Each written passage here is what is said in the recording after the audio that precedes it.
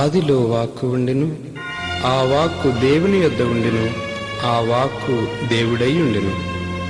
ఆ వాక్కు శరీరధారి అయి మన మధ్య నివసించెను.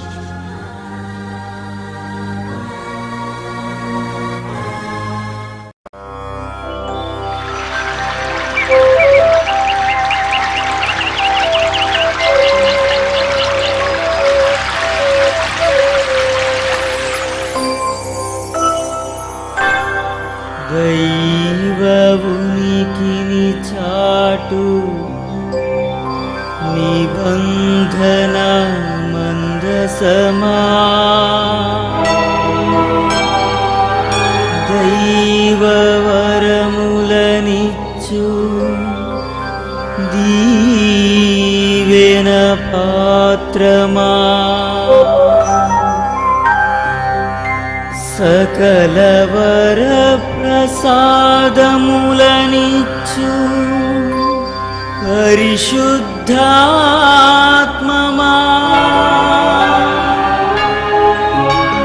నీకే స్తుతి, నీకే మహిమా, నీకే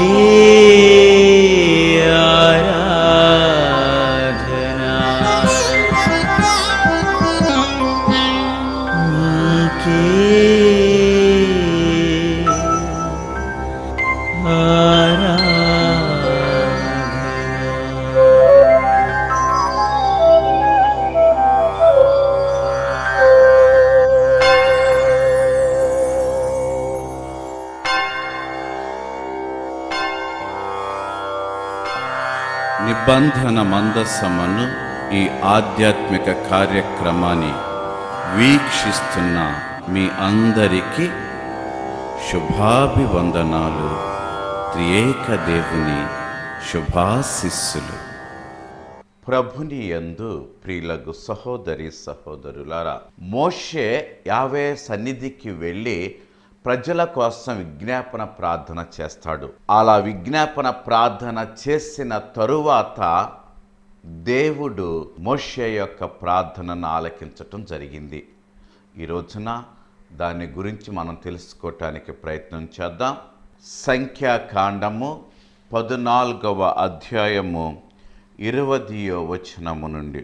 యావే మోషేతో, నీవు కోరినట్లే వీరిని క్షమింతును, కానీ నేను సజీవుడను సర్వాంతర్యామిని అనుట ఎంత సత్యమో, ఈ ప్రజలను వాగ్దాన భూమిని చేరరనుట అంతే సత్యము. ప్రార్థించుకుందాం. కృపా సత్య సంపూర్ణులైన మా దేవ, మోషే చేసిన విజ్ఞాపన ప్రార్థన ఆలకించి ప్రజలందరినీ మన్నించారు. కానీ వారి యొక్క పాపానికి ప్రాయశ్చిత్తంగా వారిని వాగ్దాన భూమికి నడిపించను అని మీరు పలికారు.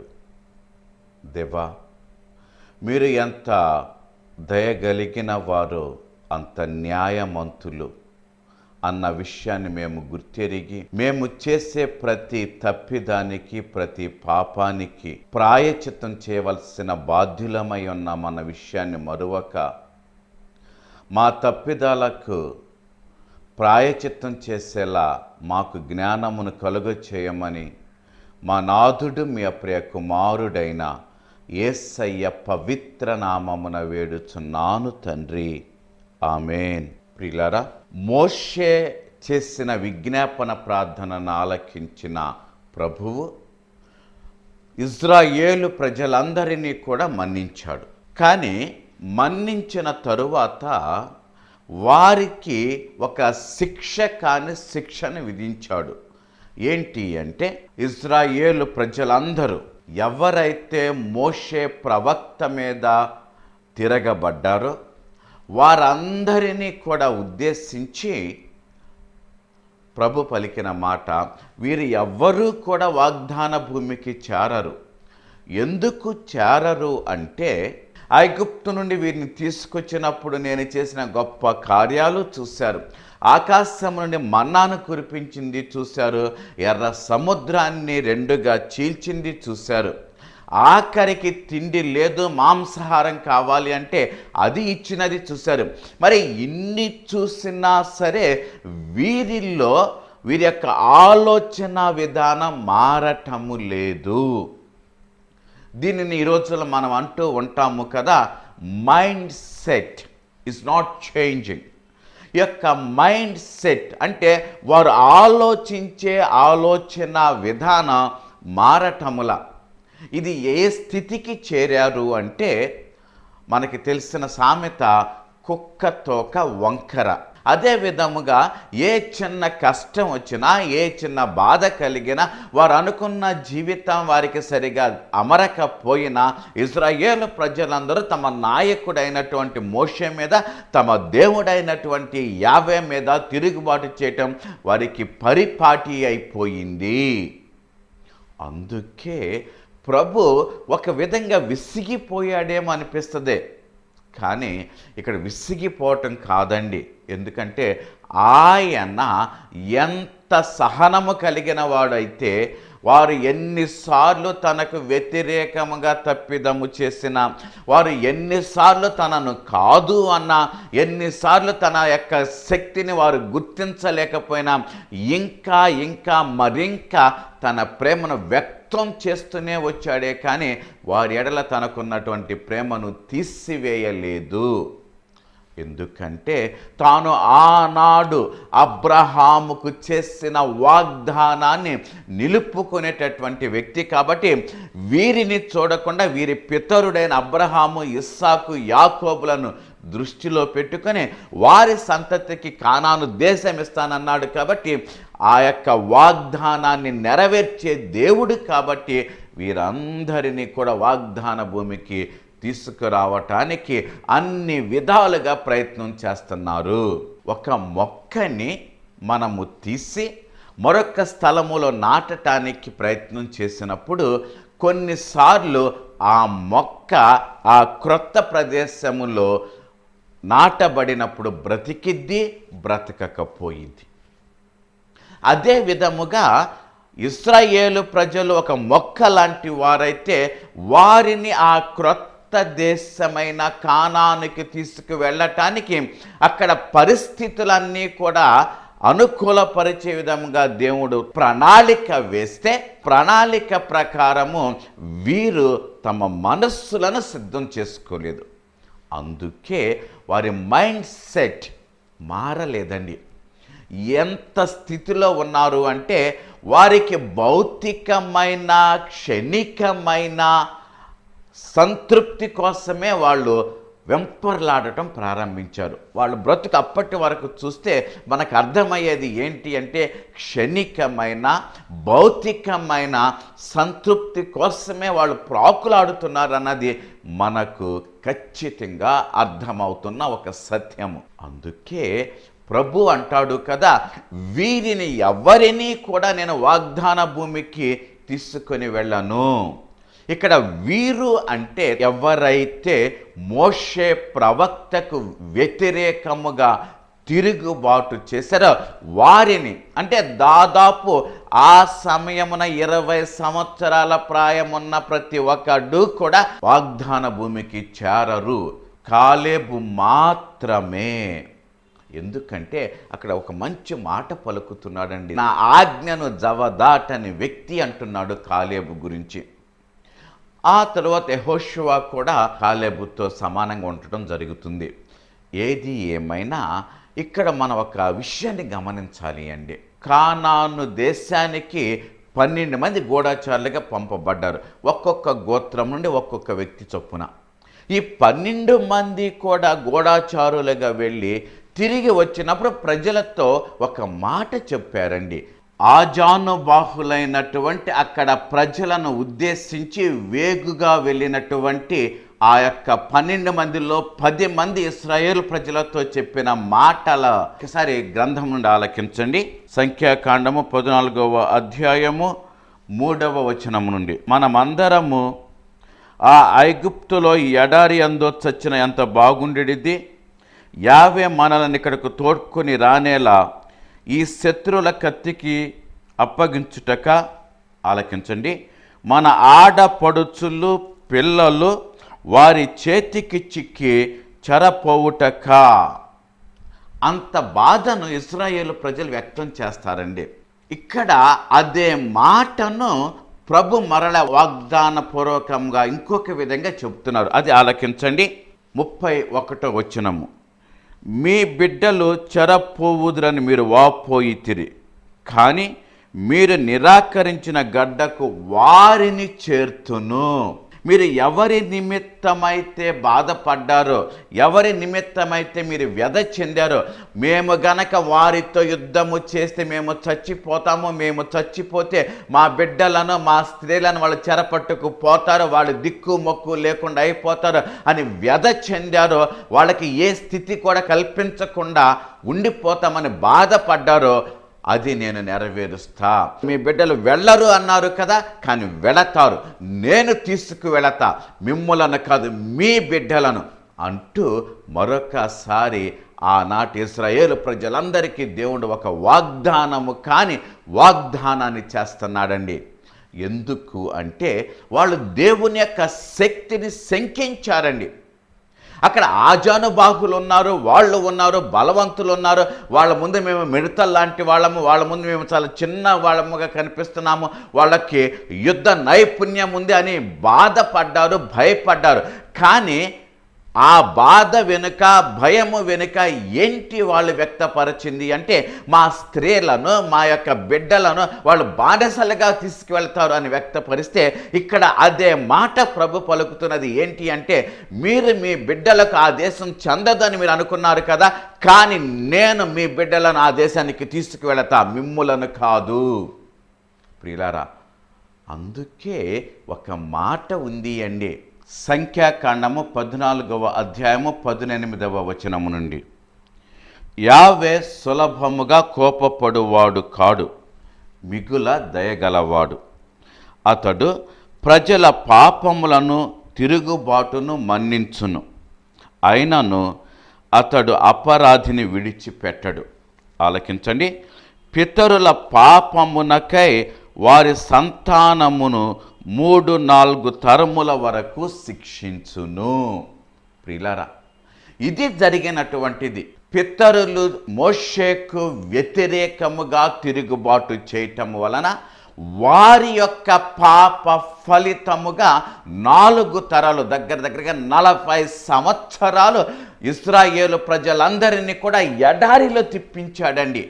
అంటే ఎవరెవరైతే మోషే ప్రవక్తకు వ్యతిరేకించారో, ఎవరెవరైతే మోషే ప్రవక్తను, ఆరోనును రాళ్లతో కొట్టి చంపాలి అని ఆలోచన చేశారో, వాళ్ళందరూ కూడా ఎడారిలో మరణించి వారి యొక్క కళేబారాలు ఎడారి పాలయ్యేటంత వరకు కూడా దేవాది దేవుడు వారందరినీ కూడా ఎడారిలో తిప్పించాడు, ఒక కాలేబుని, యెహోషువను తప్ప.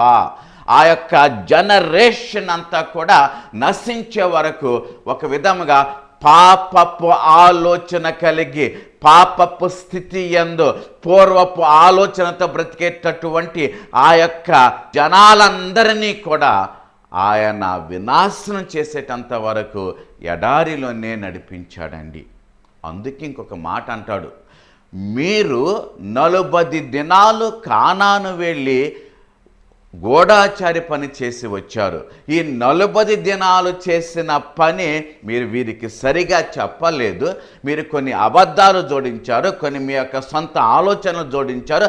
అక్కడ ఉన్న వాస్తవానికి వీరికి ఎరుకపరచలేదు. కాబట్టి ఈ 40 దినాలు 40 సంవత్సరాలుగా నేను మారుస్తా. మీరు 40 దినాల పాటు కానానులో సంచరించారే, కానీ 40 సంవత్సరాల పాటు ఈ ఎడారిలో సంచరిస్తారు, మీరెవ్వరు కూడా వాగ్దాన భూమికి చేరరు అని మోషే ద్వారా ఇజ్రాయేలు ప్రజలందరికీ ఎరుక చేస్తే, ఇజ్రాయేలు ప్రజలందరూ కూడా అయ్యో మేము మరలా తప్పు చేశాము ప్రభువా అంటూ విలపించారు. విలపించిన తరువాత వారిలో కొంతమంది ఒక నిర్ణయాన్ని తీసుకున్నారు. ఏదో ఒకటి జరిగిపోయింది, మేము యావేకి వ్యతిరేకంగా తప్పు చేశాం, మేము సిద్ధముగా ఉన్నాము, మేము వెళ్ళి ఆ కానాను దేశాన్ని ఆక్రమించుకుంటామంటూ ఆ యొక్క ఎత్తైన ప్రదేశాలకు కానాను వెళ్ళటానికి ఇశ్రాయేలు ప్రజల ప్రయత్నము చేస్తున్నారు. అలా చేస్తూ ఉన్న ప్రజలను ఉద్దేశించి మోషే ప్రవక్త వారిని అభ్యంతరం పెడుతున్నాడండి. మీరు వెళ్ళకండి, ఇది దేవుని యొక్క ఆలోచన కాదు. మీరు గనక వెళ్ళితే అక్కడ ఉన్నటువంటి కానాను ప్రజలకో లేకపోతే ఇతరితర వారికి యొక్క కత్తికి మీరు బలి అవుతారు, చనిపోతారు, వాళ్ళు మిమ్మల్ని తరిమేస్తారు, మీరు వెళ్ళొద్దు అని చెప్పిన లెక్క చేయలేదండి. ప్రియులారా, ఈ లెక్క చెయ్యని తనం మన బ్రతుకులను వినాశనం చేస్తుంది. ఒక నాయకుడు అయిన మోషే వద్దు అని చెప్పినప్పుడు కూడా లెక్క చేయకుండా ఆ ప్రజలందరూ కూడా కానాను దేశాన్ని ఆక్రమించుకోవటానికి వెళ్ళారు. దానిని బట్టి ప్రభువు మరొకసారి ఉగ్రుడయ్యాడు. వారందరినీ కూడా ఆ కానాను దేశంలో ఉన్నటువంటి అనేక మంది తరిమి కొడితే చాలామంది చచ్చిపోయారు. దయచేసి ఆలకించండి. ఆయనను వారు ఆ పలుకులు లెక్క చేయక పొగరెక్కి కానాను కొండల మీదకు ఎక్కిపోయిరి. మోషే గాని దైవ మందస్సము గాని వారి వెంట వెళ్ళలేదు. అచ్చట నివసించుచున్న కానానీయులు అమలేకీయులు ఇశ్రాయేలును ఎదుర్కొని ఓడించి హోర్మా వరకు తరిమి కొట్టిరి. ప్రియులారా, ఎంత శోచనీయమైనటువంటి విషయం అండి. దేవునికి చెందిన ప్రజలు, దేవుని యొక్క శక్తిని పొందిన ప్రజలు, లోకములో యావే యొక్క దైవత్వములో ఆ అండలో బ్రతుకును నడిపించుకుంటున్న ప్రజలు పనికిరానటువంటి కానానీయుల చేతిలో ఓడిపోయారు అంటే నిదర్శనం ఏంటి అంటే గ్రంథం చెప్తుంది, పొగరెక్కి వాళ్ళు ప్రవర్తించారు. ఈ పొగరెక్కి ప్రవర్తించటం దాన్ని బలుపు అంటూ ఉంటామండి. మనం బలము వేరు, బలుపు వేరు.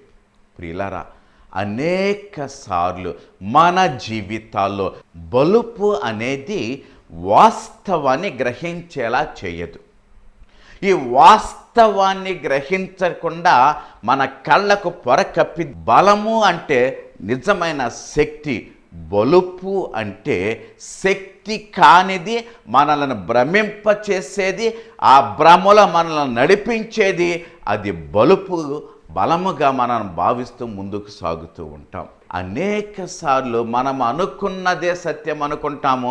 మనం చేసిన దానిని సమర్థించుకునేటటువంటి నైజము కలిగి ముందుకు సాగుతూ ఉంటాం. సమర్థించుకోవటం, ఈ సమర్థించుకోవటం అనేటటువంటిది మనిషి చేసేటటువంటి పనికిరాని పని. వాస్తవము కాని వాస్తవాన్ని వాస్తవముగా సమర్థించుకుంటూ ఉంటాం. ఉదాహరణకి మనం ఎవరైనా చిన్నపిల్లోడిని అంటాం, ఎరా నువ్వు ఎందుకు చేశావు ఈ పని అంటే వెంటనే వాడేమంటాడు, అవును నేను చేసింది తప్పే అని అంటాడా? ఏ కోసానా అనడు. దానికి వ్యతిరేకంగా ఏమంటాడు, ఫలానా వాడు నన్ను చేయమన్నాడు కాబట్టి నేను చేశా. కానీ అది ఎంతవరకు సమంజసం? తాను చేసినటువంటి తప్పుని సమర్థించుకుంటున్నామా లేక అంగీకరిస్తున్నామా? ఇంకొక చిన్న విషయం, ఏమయ్యా ఏంటి ఈరోజు ఆదివారము కదా, మరి దేవునికి అంకితం చేయబడినటువంటి దినము కదా, దేవాలయానికి రాలేకపోయావు ఏంటి అంటే, ఏముందండి ఏదో చిన్న పని వచ్చింది అందుకే నేను రాలేకపోయాను. పని ఉన్నా పని లేకపోయినా మనము చేసినటువంటి ఆ క్రియను సమర్థించుకుంటూ ఉంటాం. ఈ సమర్థించుకోవటం అనేటటువంటిది మన జీవితంలో అడుగడుగున ఉంటే తీరా ఏ స్థితికి చేరతామంటే ఇజ్రాయేలు ప్రజలు ఏ విధముగానైతే వెళ్ళవద్దు చేయవద్దు అని పలికినా సరే మోషే మాట ఆలకించకుండా, అవును మేము తప్పు అయితే చేశాము, ఇప్పుడు మేము సిద్ధంగానే ఉన్నాముగా, వెళతాము, వెళ్ళి కానాను దేశాన్ని ఆక్రమించుకుంటా మనం ముందుకు వెళ్ళి ఆ కానానీయుల చేత ఓడించబడ్డారు. అనేక సార్లు మనము సైతానికి చిక్కుకుంటున్నాము. ఆ సైతాన్ యొక్క జిత్తులలో చిక్కుకొని పోయి ఒక సాలిగుడిలో చిక్కుకున్నటువంటి పురుగులాగా కొట్టుమిట్టాడుతూ ఉంటున్నాము ప్రియులారా. ఇది మాత్రం వాస్తవం. సమర్థించుకోకండి.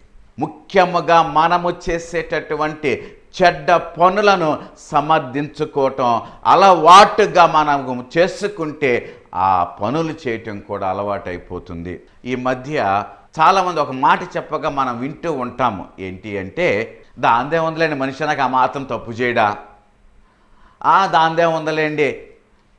కాదండి, ఇది సమర్థించుకోవటమే.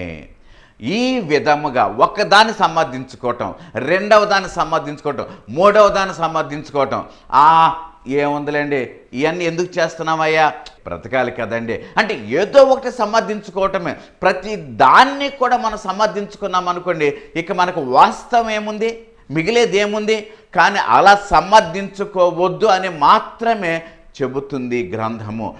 ఎస్ అయితే ఎస్, నో అయితే నో. నేను తప్పు చేస్తే అవును ప్రభు నేను తప్పు చేశాను, ఇది తప్పే అని ఒప్పుకోవాలి. అవును నేను చేసింది రైట్ అయితే. అలా కాకుండా తప్పు చేసినప్పుడు కూడా తప్పును సమర్థించుకొని మనం ముందుకు సాగటం అలవాటుగా చేసుకున్నాం అనుకోండి, అదే అలవాటుగా మారిపోతుంది. ఆఖరికి మనకి మిగిలేది ఏదీ ఉండదు.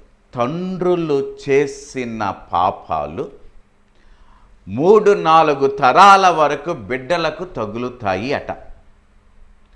ప్రియులారా, జాగ్రత్త, చాలా జాగ్రత్త. మనకు ఒక సామెత ఉంది, ఇచ్చి పుచ్చుకునేటప్పుడు అటు 7 తరాలు ఇటు 7 తరాలు చూడాలి అంటారు. ఎందుకోసం అంటే ఈ 7 తరాల్లో పనికి రానివి, పనికి మాలిన సంఘటనలు వారి కుటుంబాల్లో గనక జరిగితే ఆ ప్రభావము బిడ్డల మీద కనిపిస్తూ ఉంటుంది. ఇది నెగిటివ్ కాన్సెప్ట్ అండి. అంటే తండ్రులు చేసినటువంటి తప్పిదాలు గనక బిడ్డలకు, బిడ్డలకు కూడా తగులుతాయి. బాగుంది. కానీ తండ్రులు చేసేటటువంటి గొప్ప పనుల ఫలితము కూడా బిడ్డలకు ఒక రక్షణ కోటగా నిలుస్తాయి. ఇది కూడా వాస్తవమేనండి. మనము మన బిడ్డల నిమిత్తమే జీవిస్తూ ఉంటామని చెబుతూ ఉంటాము కదా, ఎంత చేసేది మీకోసమే అని పిల్లలను ఉద్దేశించి మనం చెబుతూ ఉంటాము కదా. మరి అటువంటప్పుడు మనము చేసేటటువంటి దుష్ట కార్యాల ఫలితము మన బిడ్డలకి తగిలిద్ది అన్నటువంటి ఒక్క ఆలోచన కనుక మన మనసులో నిలచిపోతే ప్రియులారా, మనము చాలా జాగ్రత్త పడతాము. ఎందుకంటే మన యొక్క దుష్ట ఆలోచన ఫలితము మా బిడ్డలకు తగలకూడదు. మన దుష్ట క్రియల ఫలితము మన బిడ్డలకు తగలకూడదు. అదే విధముగా మనము చేసేటటువంటి సత్క్రియల ఫలితము, మనము ఆలోచించే మంచి ఆలోచనల ఫలితము మన బిడ్డలకు రక్షణ కోటగా నిలవాలి. అంటే మనము మన కుటుంబం గురించి, కుటుంబాల గురించి ఆలోచించి జీవిత ప్రయాణము సాగించమంటుంది గ్రంథము. అందుకే బైబిల్లో ఒక మాట ఉందండి, మా తాతలు పుల్లని ద్రాక్షాలు తింటే మా నోరులు పులిశాయి అంటాడు.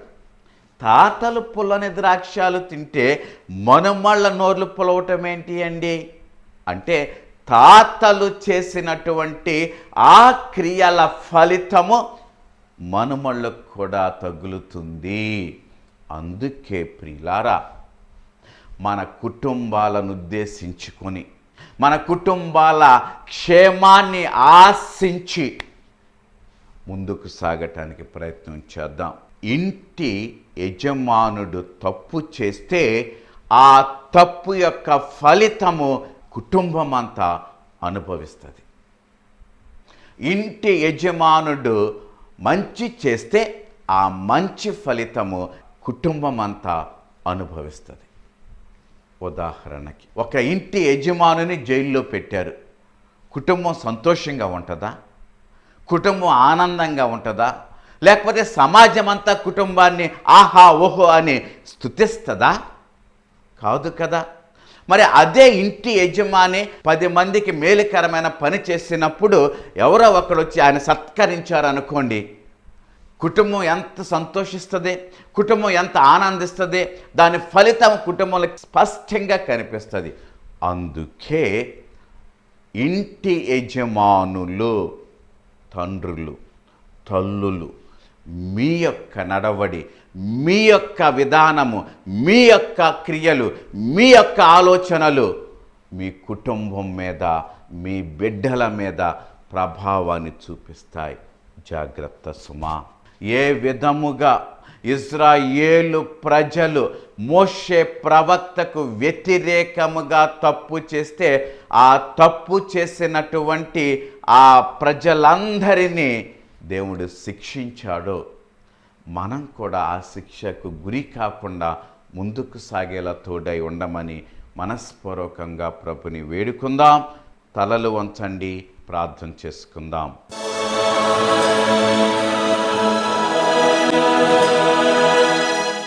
ఎంత దయగలిగిన వాడవో అంత న్యాయ నిర్ణేతవు దేవా. మేము చేసేటటువంటి తప్పిదాలను మన్నించిన మమ్మలను ప్రాయచిత్తము చేయమని మీరు అడుగుతున్నారు. అనేక మారులు కుటుంబ యజమానులుగా ఏ ఆలోచన లేక చేసే పాపాల యొక్క ఫలితము మా కుటుంబాన్ని వెన్నంటి ఉంటుంది, తరతరాల వరకు వెన్నంటి ఉంటుంది అన్నటువంటి సత్యాన్ని మాకు ఎరుకపరిచినందుకు మీకు వేలాది స్తోత్రాలు దేవా. మేము చేసే మంచి కార్యాల ద్వారా మా కుటుంబము మేలుకరమైన కుటుంబముగా మారినట్లు, మేము చేసే చెడు కార్యాల ద్వారా మా కుటుంబము శపించబడకుండా కాచి కాపాడండి. మేము చేసిన తప్పిదాలకు ప్రాయచిత్తం చేసే మనస్సును మాకు కలుగ చేయమని మా నాథుడు మీ ప్రియ కుమారుడైన యేసయ్య పవిత్ర నామమున వేడుచున్నాము తండ్రి. ఆమేన్. సర్వశక్తుడు దయామయుడైన పిత, పుత్ర, పవిత్రాత్మ సర్వదా మిమ్ము దీవించి మీ కుటుంబాలలో తన శాంతి సమాధానం అనుగ్రహించెదరుగాక. ఆమేన్. Thank you. God bless you. నేనును నా కుటుంబమును ప్రభుని మాత్రమే సేవింతుము. నేనును నా కుటుంబమును ప్రభుని మాత్రమే సేవింతుము. మాకు ఏమి జరిగినను, ఎవరు ఏమి పలికినను, మాకు ఏమి జరిగినను, ఎవరు ఏమి పలికినను, ప్రభువే మాకు ఆధారం. ప్రభువే మాకు ఆనందం. హల్లెలూయా, హల్లెలూయా, హల్లెలూయా, హల్లెలూయా, హల్లెలూయా, హల్లెలూయా, హల్లెలూయా, హల్లెలూయా. నేనును నా కుటుంబమును ప్రభుని మాత్రమే సేవింతుము. నేనును నా కుటుంబమును ప్రభుని మాత్రమే సేవింతుము.